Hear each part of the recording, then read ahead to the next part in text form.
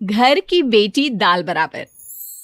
Anya dance करने में उस्ताद। एक स्टेप जो वो देख लेती तो हूबहू उसे उतार देती।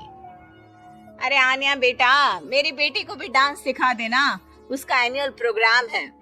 हाँ आंटी, क्यों नहीं, अब कल शाम उसको भेज देना, मैं सिखा दूंगी। हाँ हाँ, नचनिया ही बन, आस पड़ोस के लोग तुझे इस्तेमाल कर रहे हैं। माँ, इस्तेमाल मेरा नहीं कला का हो रहा है। नाचना एक कला है, कला। आन्या हर बात में अच्छी थी, फिर चाहे वो अच्छा व्यवहार हो या फिर लोगों की मदद करना, वो हमेशा खुद के शौक को पूरा करने के लिए व्यस्त रहती। लेकिन घर वालों को तो उसका ये काम सिर्फ समय की बर्बादी लगता है। कहाँ है आन्या? उसको बोलो कि आज शाम को खाना वही बनाएगी। सपना देख लो कि तुम्हारी बेटी घर का खाना बनाएगी। अरे आसपास के लोगों का काम करने से उसे फुर्सत मिले तब तो कहीं जाकर वो हमारे घर का काम करेगी ना। देखो ना, इकलौती बेटी, ऊपर से गैर जिम्मेदार, अब करे तो क्या करे।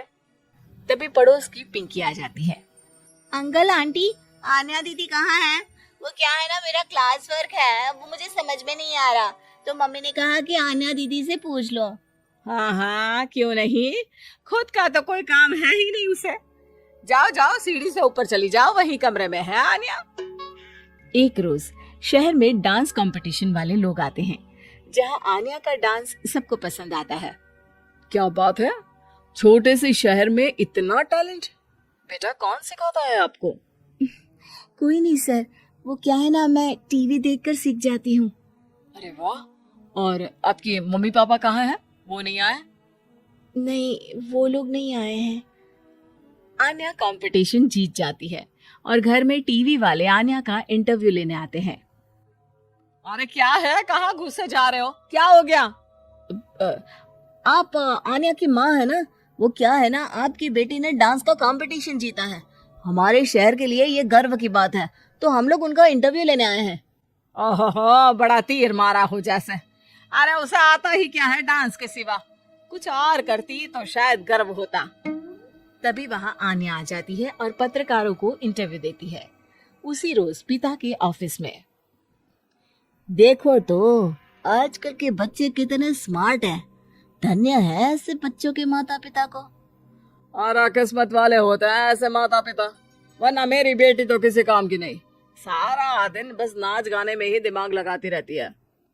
अरे वो बच्ची हमारे शहर की ही है, कितना नाम कमा रही है डांस में, हम तो उसकी बात कर रहे हैं। अच्छा, कोई डांस में भी नाम कमा सकता है? अरे दे देना भाई पेपर की कटिंग, दिखाऊंगा आन्या को भी मैं। क्या नाम बताया? आन्या? यही तो नाम है मेरी बेटी का, आन्या शर्मा। बड़े उम्मीद से रखा था कि कुछ अच्छा नाम कमाएगी, लेकिन नहीं, आजकल के बच्चों को माँ पापा की इमोशन की कदर है क्या? अरे ये देखिए, इस बच्ची का नाम भी आन्या शर्मा ही है, जो पूरे शहर का नाम रोशन कर रही है। पिता अखबार देखते हैं तो सामने बेटी की ही फोटो रहती है, लेकिन ये क्या, जिस फोटो को देखकर हर कोई गर्व कर रहा था, पिता को उस पे कुछ भी खास दिखाई नहीं देता। हमारी ही औलाद है ये, पता नहीं कब कहाँ जाकर नाम लिखवाती है, मुझे तो पता भी नहीं है। अरे शर्मा जी, जरा मिलवा दीजिए ना अपनी बच्ची से, मैं अपनी बेटी को भी ऐसा ही बनाना चाहती हूँ, मेरी बेटी को कुछ टिप्स दे देगी करियर को लेकर। अच्छा, ये दिन आ गया आपकी बेटी के, ले आइए कभी भी, लेकिन बाद में अफसोस ना करिएगा। सभी को आन्या के पिता की बात पर हैरानी होती है कि इतनी टैलेंटेड लड़की की माता पिता आखिर उससे चाहते क्या है। पिता घर आते हैं और माँ से कहते हैं, पता है तुम्हारी लड़की क्या कर रही है, या फिर ऐसे ही व्यस्त रहोगी हमेशा? अरे पता है मुझे, पर आपको कैसे पता चला? अरे कुछ पत्रकार आए थे, पता नहीं कहाँ कौन सा कंपटीशन जीत कर आई है। नजर रखा करो उस पर। तभी वहां पड़ोसन आ जाती है, जो पति पत्नी दोनों ही डॉक्टर होते हैं। नमस्ते भाभी, बधाई हो आपको आन्या की कामयाबी की। भाई भगवान बेटी दे तो ऐसी, कहाँ है वो? सच में आपको ऐसा लगता है कि भगवान ऐसी बेटी दे? तो ले जाइए ना अपने साथ, रखिए 2-4 दिन, खुद ही पता चल जाएगा। और नहीं तो क्या, सारा दिन करती क्या है, कहाँ रहती है, हमें तो कुछ पता नहीं होता। ना बताती है ना पूछती है। खैर देखिए, वो वक्त अब गया जब माता पिता बनकर बच्चों की परवरिश की जाती थी। अब तो बच्चों को साथ बिठाकर बात करना जरूरी है। वो क्या कहते हैं, बच्चे के दोस्त बने। तो क्या आप दोनों अपनी बेटी के दोस्त हैं? हाँ बस अब यही बाकी रह गया था। खैर बताइए क्या काम है आपको? वो क्या है ना, मैं और मेरे पति दोनों को ही इमरजेंसी कॉल आ गई है अस्पताल से। मेरी बेटी आन्या की अच्छी दोस्त है, तो मैं क्या उसे आन्या के पास छोड़ दूं अगर वो फ्री है तो? माँ कुछ बोलती उतने में ही आन्या आ जाती है। वाह आंटी, क्यों नहीं, मैं फ्री ही हूँ, आप निश्चिंत रहिए, मैं उसका पूरा ख्याल रखूंगी। थैंक्स बेटा। वो अपनी बेटी उनके घर छोड़ जाती है, जो आन्या की उम्र की ही होती है। ये क्या मजाक है आन्या?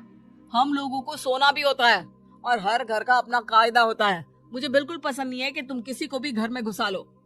धीरे बोलिए पापा, कैसी बात कर रहे हैं? अंकल आंटी डॉक्टर है, पता है ना डॉक्टर का फर्ज क्या होता है।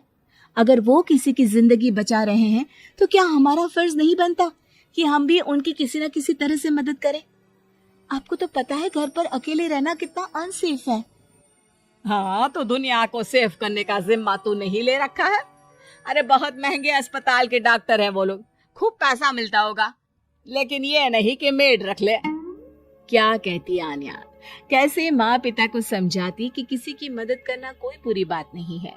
खैर कुछ महीनों बाद आधी रात को माँ जोर जोर से चिल्लाकर आन्या के कमरे में जाती है।